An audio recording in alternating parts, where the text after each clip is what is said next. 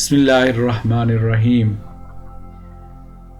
खलीफा हारून रशीद का दिल शदीद रंज व अलम का कुछ इस तरह शिकार हुआ कि दिन का चैन और रातों की नींद उड़ गई। बेसुकूनी इतनी बढ़ी कि अपने वजीर फजल बिन रबी को बुला भेजा और उसे अपनी इतने दिनों की बेचैनी का हल तलाश करने को कहा। कोई रूहानी आमिल तलाश करो कि किसी तरह तबीयत को करार आए। बेशुमार आमिल और कई आलम फाजल लोगों से रुजू किया गया। उन्होंने अपने अपने इल्म के मुताबिक जान तोड़ कोशिशें की, लेकिन खलीफा की तबीयत को चैन न मिला, बल्कि बेचैनी कम होने की बजाय बढ़ती गई।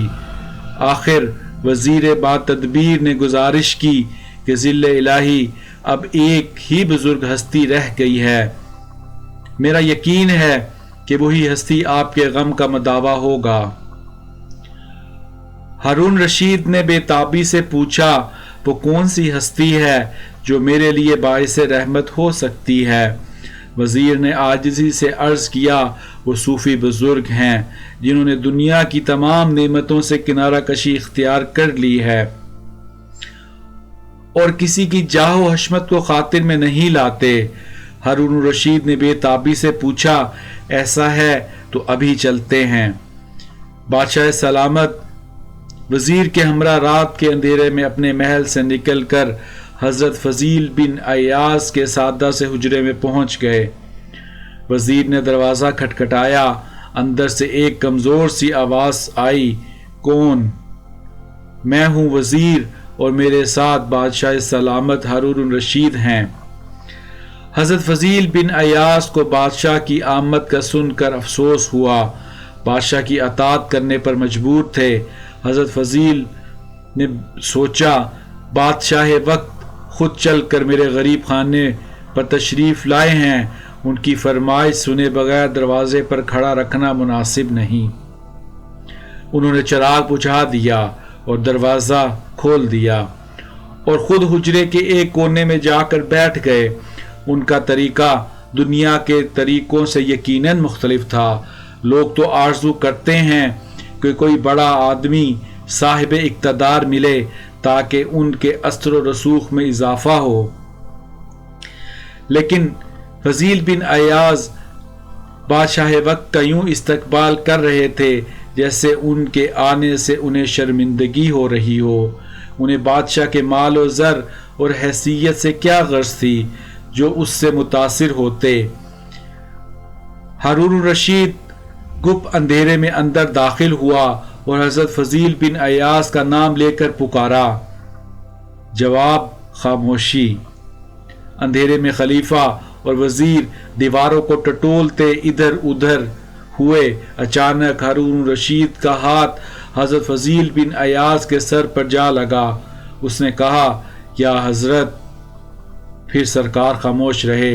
अलबत्ता इतना हुआ कि हजरत फजील बिन अयास ने अपना हाथ खलीफा के हाथ में दे दिया। हारून रशीद मुसाफा करके बहुत खुश हुआ और अपने बदन के अंदर ठंडक महसूस करने लगा। फजील बिन अयास बोले, फरमान रसूल सल्लल्लाहु अलैहि वसल्लम है, मेरी उम्मत के बदतरीन उलमा वो हैं जो हुक्मरानों के दरवाज़ों पर जाते हैं और बेहतरीन हुक्मरान वो हैं जो उलमा के दरे दौलत पर हाजिरी देते हैं।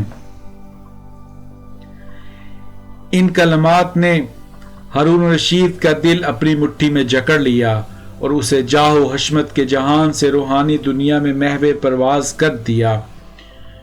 फिर हजरत फजील बिन अयास बोले, हारून रशीद, तेरा हाथ कितना नर्म व नाजुक है, काश ये जहन्नम की आग से बच जाए। इन कलमात ने रही सही कसर पूरी कर दी। हारून रशीद की आंखों से आंसू बेख्तियार बहने लगे। फिर हजरत फजील बिन अयास की आवाज़ उभरी, हारून रशीद, अपने पाँव को डगमगाने से महफूज रखो, अल्लाह ताला तुझ पर रहम फरमाएगा। वक्त आखिर कोई वजीर, कोई मुशीर तेरा रहनुमा ना होगा, फ़कत तेरे आमाल तेरे काम आएंगे। हारून रशीद पर इक्कत तारी हो गई। वजीर ने जब ये حال دیکھا تو خوف زدہ ہو گیا اور کانپتے ہوئے بولا، سرکار نرمی فرمائیں، ان کے حال پر ترس کھائیں، دیکھیں ان کی کیا حالت ہو رہی ہے۔ حضرت فضیل بن عیاض نے اب وزیر کی طرف رخ کیا اور بولے، تم اور تمہارے ساتھی دربار میں ایسے حالات بناتے ہو کہ یہ گناہ پر گناہ کرتا جائے۔ کبھی تم لوگوں نے اسے کسی غیر شرعی فعل سے ٹوکا ہے؟ تم ایسا کر بھی کیسے سکتے ہو؟ تمہیں تمہاری وزارت عزیز ہے۔ حضرت فضیل بن عیاض دوبارہ ہارون رشید کی طرف متوجہ ہوئے۔ اے حسین چہرے والے! ہارون رشید کا رنگ گورا اور نقوش دل آویز تھے۔ قیامت کے دن اللہ تعالیٰ تجھ سے اپنی مخلوق کے بارے میں باز پرس کرے گا۔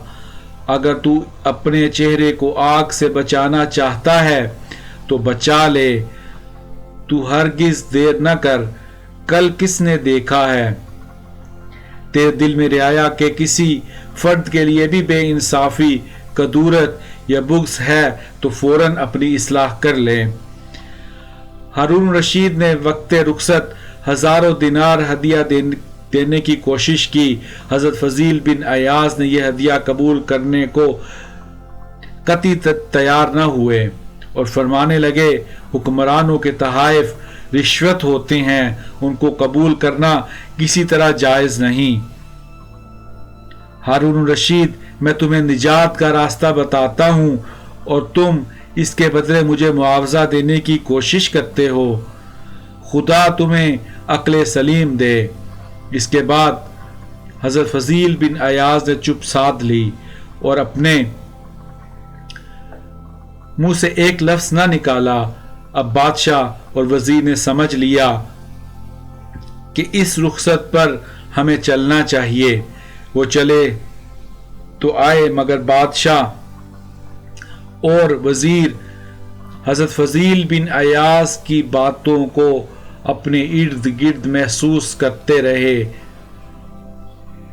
ہارون رشید نے اپنے دل میں ان کے لیے ایک انوکھی محبت محسوس کی جس نے اس کے ایمان اور یقین کو جلا بخشی۔